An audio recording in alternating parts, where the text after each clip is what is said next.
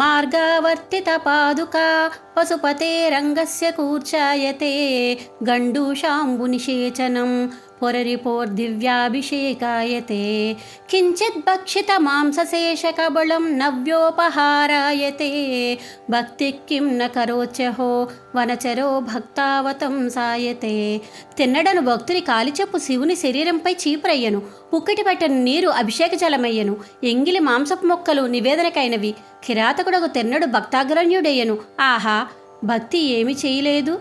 ఇది కన్నప్ప భక్తికి తెలిపే శ్లోకం. సామాన్యంగా పూజలు, అర్చనలు, ఆరాధనలు ఉన్న చోట మడి ఆచారాలు వంటివి నియమ నిబంధనలు చాలా ఉంటాయి. ఏం చేసినా తప్పు పట్టేవాళ్ళు ఉంటారు. కొందరు ఈ తప్పులకు విపరీతమైన ప్రాయశ్చితాలను కూడా పాటించేస్తారు.